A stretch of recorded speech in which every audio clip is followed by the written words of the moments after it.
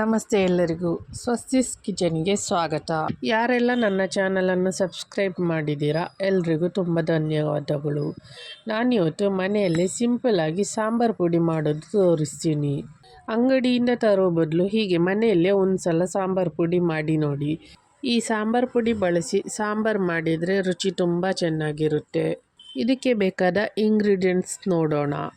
ಬ್ಯಾಡಗಿ ಮೆಣಸು 10, ಗುಂಡು ಮೆಣಸು 4, ಕರಿಬೇವಿನೆಲೆ 4 ಗೆರೆ, ಕೊತ್ತಂಬರಿ 2 ಟೇಬಲ್ ಸ್ಪೂನ್, ಜೀರಿಗೆ 2 ಟೀ ಸ್ಪೂನ್, ಮೆಂತ್ಯ 1 ಟೀ ಸ್ಪೂನ್, ಕಡಲೆಬೇಳೆ 2 ಟೀ ಸ್ಪೂನ್, ಅಕ್ಕಿ 2 ಟೀ ಸ್ಪೂನ್, ಒಣಶುಂಠಿ 1 ಇಂಚಷ್ಟು, ಚಕ್ಕೆ 2 ತುಂಡು, ಲವಂಗ 7, ಏಲಕ್ಕಿ 5, ಅರಶಿನ ಹುಡಿ ಅರ್ಧ ಟೀ ಸ್ಪೂನ್, ಹಿಂಗು 1 ಟೀ ಸ್ಪೂನ್.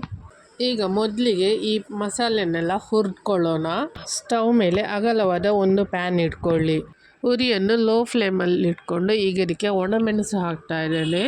ಖಾರಕ್ಕೆ ನಾನಿಲ್ಲಿ ಗುಂಡು ಮೆಣಸು ಹಾಕ್ತಾ ಇದ್ದೇನೆ. ನೀವು ಬೇಕಿದ್ರೆ ಗುಂಟೂರು ಮೆಣಸು ಇದ್ದರೆ ಅದನ್ನು ಹಾಕ್ಕೋಬೋದು.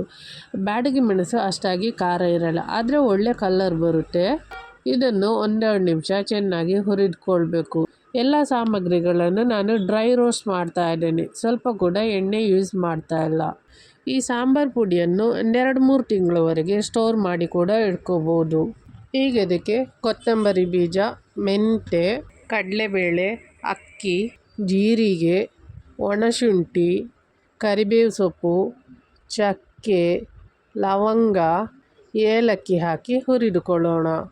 ನೀವು ಬೇಕಿದ್ರೆ ಎಲ್ಲ ಇಂಗ್ರೀಡಿಯೆಂಟ್ಸನ್ನು ಸಪ್ರೇಟಾಗಿ ಹುರಿದ್ಕೊಳ್ಬೋದು.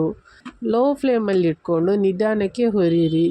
ಬೇಗನೆ ಉರಿ ಜಾಸ್ತಿ ಇಟ್ಕೊಂಡು ಬೇಗ ಆಗಬೇಕು ಅಂತ ಹುರಿಯಲು ಹೋಗಬೇಡಿ. ಕಪ್ಪಾದರೆ ಸಾಂಬಾರು ಹುಡಿ ಟೇಸ್ಟ್ ಬರಲ್ಲ. ಮತ್ತು ನಿಧಾನಕ್ಕೆ ಹುರಿದ್ರೆ ಕಲರ್ ಕೂಡ ಚೆನ್ನಾಗಿರುತ್ತೆ. ಕೈ ಬಿಡದೆ ಇದನ್ನು ಹುರಿತಾ ಇರಬೇಕು, ಇಲ್ಲಾಂದರೆ ಹಾಕಿರೋ ಇಂಗ್ರೀಡಿಯೆಂಟ್ಸ್ ಕಪ್ಪಾಗೋ ಸಾಧ್ಯತೆ ಇರುತ್ತೆ.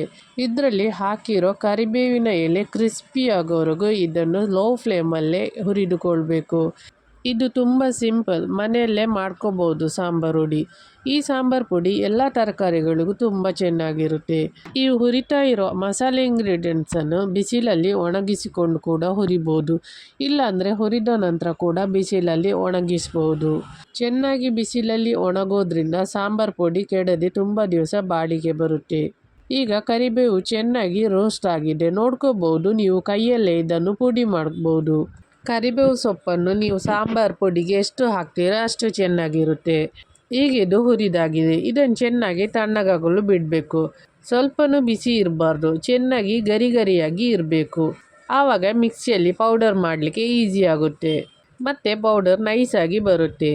ಈಗ ತಣ್ಣಗಾಗಿದೆ. ಈಗ ಇದನ್ನು ಮಿಕ್ಸಿ ಜಾರಿಗೆ ಹಾಕ್ಕೊಳ್ತಾ ಇದ್ದೇನೆ. ಮಿಕ್ಸಿಯಲ್ಲಿ ಪೌಡರ್ ಮಾಡಿ ಓಪನ್ ಮಾಡಿದಾಗ ಒಳ್ಳೆ ಫ್ಲೇವರ್ ಬರುತ್ತೆ. ಈಗ ಇದನ್ನು ಹುಡಿ ಮಾಡ್ಕೊಳ್ಳೋಣ. ಈಗ ಕೊನೆಯಲ್ಲಿ ಇದಕ್ಕೆ ಅರಶಿನ ಹುಡಿ ಮತ್ತು ಇಂಗು ಸೇರಿಸಿಕೊಂಡು 1-2 ಸುತ್ತು ತಿರುಗಿಸಿದರೆ ಸಾಕು.